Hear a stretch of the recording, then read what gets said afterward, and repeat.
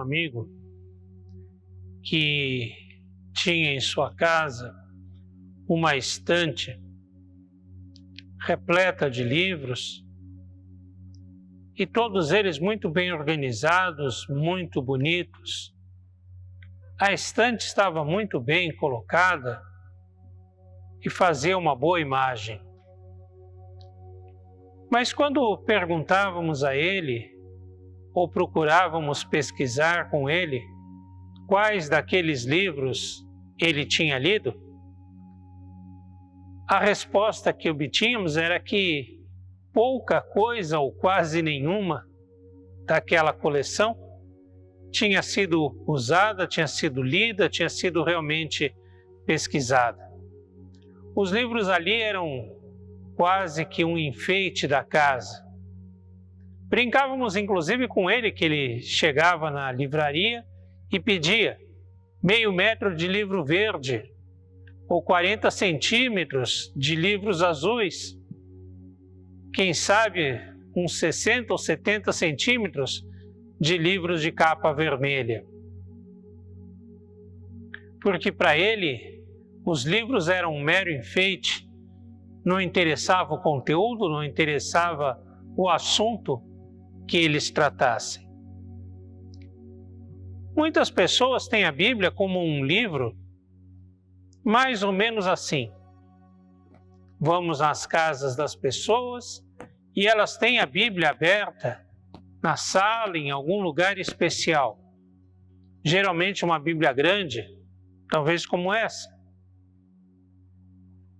Outros carregam a Bíblia para cá e para lá, como se fosse um amuleto, como se fosse algum objeto que lhes trouxessem sorte ou os protegessem de algum mal.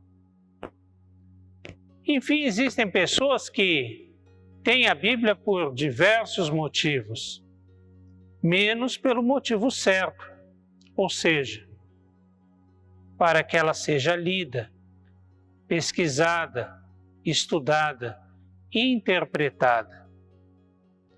Seja qual for o outro motivo que a pessoa tenha, que a pessoa carregue a Bíblia, é um motivo errado. Porque a Bíblia foi feita, a Bíblia foi escrita para ser lida. Pode parecer um paradoxo isso, ou alguém pensar que houvesse algum livro que tivesse sido escrito para que não fosse lido. Mas especialmente a Bíblia foi escrita para ser lida continuamente. Podemos dizer que diariamente. Podemos dizer que constantemente na vida das pessoas a Bíblia deve ser lida e interpretada. E não somente lida e interpretada, mas principalmente entendida e vivida. Um anjo do Senhor falou a Filipe dizendo: dispõe-te, vai para o lado do sul, no caminho que desce de Jerusalém a Gaza. Este se acha deserto. Ele se levantou e foi. Eis que um etíope, eunuco, alto oficial de Candace, rainha dos etíopes, o qual era superintendente de todo o seu tesouro, que viera adorar em Jerusalém, estava de volta, e assentado no seu carro, vinha lendo o profeta Isaías. Então disse o Espírito a Filipe: aproxima-te deste carro e acompanha-o. Correndo Filipe ouviu ler o profeta Isaías e perguntou: compreendes o que vens lendo? Ele respondeu: como poderei entender se alguém não me explicar? E convidou Filipe a subir e a sentar-se junto a ele. Atos, capítulo 8, versículos 26 a 31.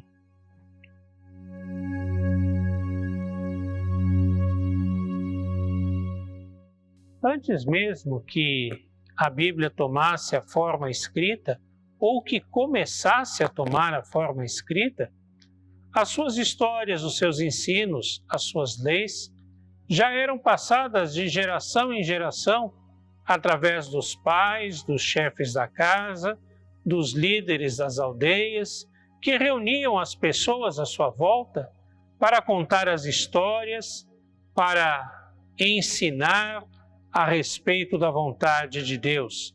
E assim, aquele ensino passava de geração em geração, até que surgiram as formas mais primitivas de registro escrito. E a Bíblia começa então a ser escrita, seja em tabletes de barro, ou mesmo, talvez, em pedaços de pedra.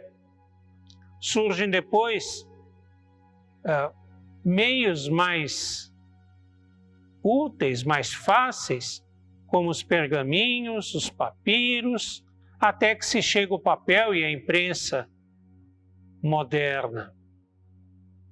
O fato é que, desde o princípio, desde antes que a Bíblia já estivesse formada, ela era lida. Prova isso passagens como está no livro de Esdras, em que o escriba reúne o povo para ler a lei de Moisés, que não sabemos exatamente qual era essa lei, certamente não era ainda o Pentateuco, mas Esdras reúne o povo para ler essa lei diante de todos eles e para ensinar a palavra de Deus. Jesus e depois a igreja que se formou em torno dele também lia aqueles livros os quais iriam formar o Antigo Testamento. Prova isso que quando Jesus caminha para Emaús com aqueles 2 discípulos, ele começa a ensinar a eles a respeito de Moisés e dos profetas. Prova também o fato de Jesus ter chegado à sinagoga da sua cidade e lhe terem dado o livro de Isaías para que ele lesse. Certamente esses livros tinham um formato muito diferente do que temos hoje. Eram rolos. Mas o importante é que o texto bíblico já era lido, já era ensinado. Na igreja primitiva, nós vemos que quando ela se reunia, os livros que depois iriam compor o Antigo Testamento já eram lidos. E até os primeiros escritos do Novo Testamento também já eram falados, já eram lidos entre eles. Paulo, por exemplo, recomenda que as suas cartas fossem lidas diante do povo e que fossem elas mesmas também enviadas a outras comunidades para que lá também fossem lidas. Durante o tempo antigo, a Idade Média, a Bíblia estava guardada em rolos, em formas bastante primitivas de produção textual. No entanto, isso não impedia que as pessoas se reunissem para ouvir, para aprender, para entender a respeito de Deus através desse texto.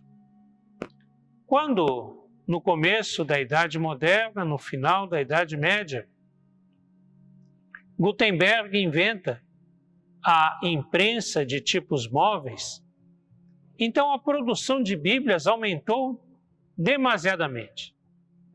E foi possível difundir muito mais o livro sagrado por toda a Europa e, posteriormente, por todo o mundo conhecido. O advento do protestantismo também teve como consequência que o texto sagrado fosse traduzido para as línguas dos povos comuns, para o francês, para o alemão, para o inglês, enfim, para as línguas da época, a fim de que as pessoas tivessem acesso, pudessem ler e pudessem entender. Hoje, a Bíblia ocupa o centro do nosso culto.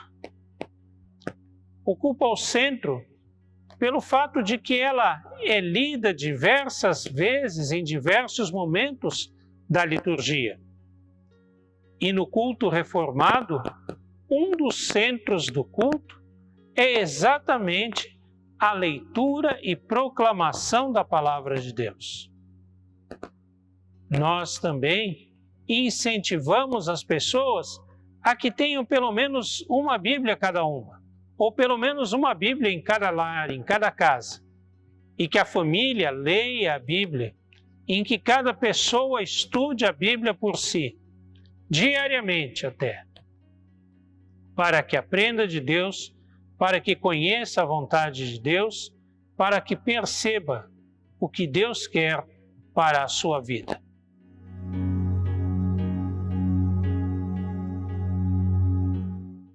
Não é raro que ouçamos de pessoas que começaram a ler a Bíblia, mas que acharam tudo muito difícil. Não entenderam o seu significado, não entenderam os seus ensinos e, por isso, pararam de ler a Bíblia. De fato, temos que ser coerentes, temos que ser honestos, que a Bíblia traz algumas dificuldades na sua leitura.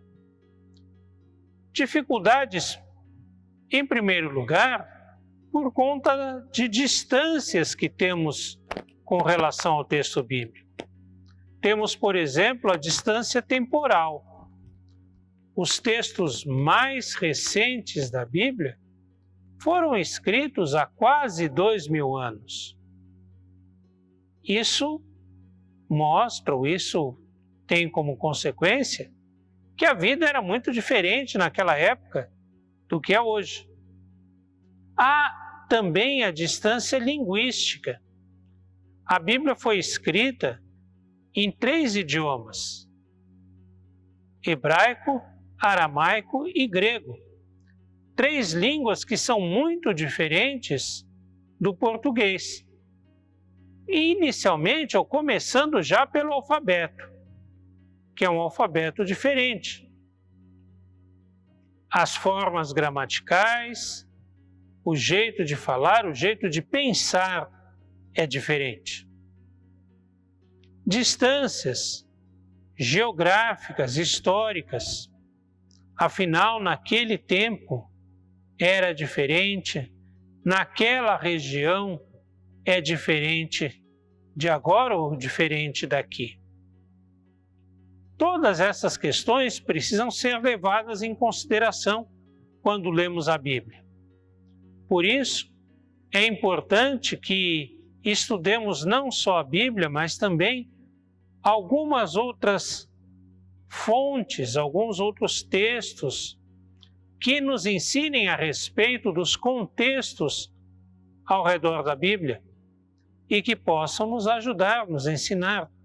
É importante que ouçamos pessoas mais versadas, mais experientes no estudo da Palavra de Deus, para que elas nos expliquem algumas coisas.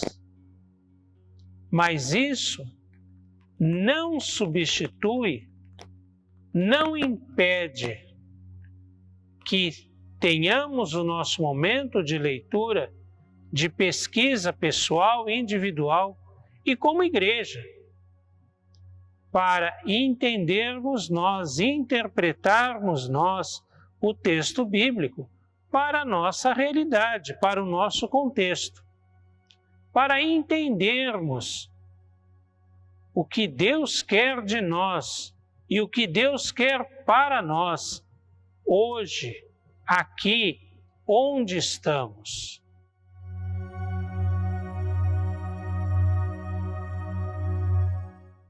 Temos que ser humildes em reconhecer que existem muitas dificuldades de ler a Bíblia, especialmente em alguns textos que trazem imagens ou uma linguagem que não estamos acostumados.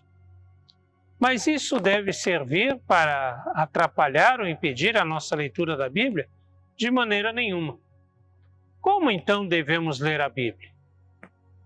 Em primeiro lugar, devemos ler a Bíblia em espírito de oração, buscando no grande ensinador, no Espírito Santo, aquele que venha de fato esclarecer as nossas mentes a respeito da vida em Cristo e da nossa fé.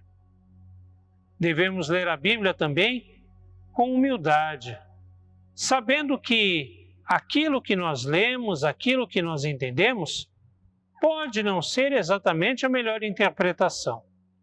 E estejamos dispostos a ouvir outros que interpretem melhor do que nós, que nos expliquem com maior profundidade, com maior clareza, aquilo realmente que o texto bíblico tem a nos dizer. Temos que ter humildade de reconhecer que tudo que nós entendermos a respeito do texto bíblico não será a última palavra, não será definitivo, mas outros ensinos, outras coisas poderão ser extraídas do texto e poderemos aprender mais e mais. Temos que estudar a Bíblia com a clareza de que nas coisas mais básicas, nas coisas mais importantes, como a salvação, como os caminhos que Deus tem para nós, como a vontade de Deus para a nossa vida, essas coisas são muito claras na Bíblia. E não precisamos começar a estudar a Bíblia pelos textos mais difíceis, como Apocalipse, por exemplo, mas podemos estudar primeiramente os textos mais fáceis, como os Evangelhos, Mateus, Marcos, Lucas, João, ou os Salmos, ou ainda, depois disso, algumas epístolas de Paulo. Enfim, começando sempre do mais simples para o mais complexo. E assim começaremos a entender melhor e cada vez melhor e com mais profundidade e com mais intensidade a vontade de Deus para a nossa vida. Naquilo que é mais importante, a palavra de Deus é muito clara. E a partir disso, se continuarmos estudando, se nos dedicarmos cada vez mais ao estudo da palavra de Deus, aí sim estaremos cada vez mais aptos a entender as páginas difíceis da própria Bíblia.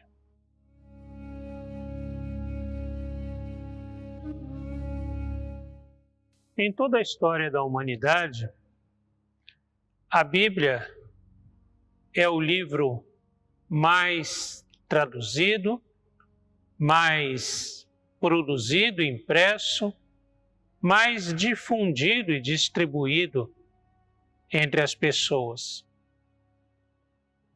Desde que ela foi composta, desde que os primeiros registros foram feitos, até que ela estava completa e que começou a ser reproduzida e distribuída, e até os dias de hoje, muitos e muitos esforços, alguns esforços até heróicos, podemos dizer assim, foram feitos para que este livro estivesse na mão das pessoas, para que as pessoas tivessem acesso a esse texto sagrado. E tudo isso não para que servisse de enfeite, nem para que fosse fonte de superstição, mas para que fosse fonte de ensino, de revelação de Deus, de salvação e de transformação da vida das pessoas. A Bíblia é um livro que foi escrito para ser lido, interpretado e vivido.